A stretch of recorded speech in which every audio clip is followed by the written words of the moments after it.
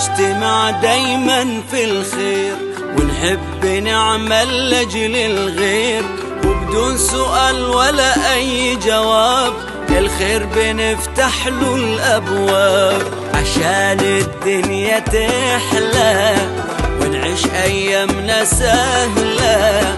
تشوفني مثل نفسك واشوفك من نفسي أولى.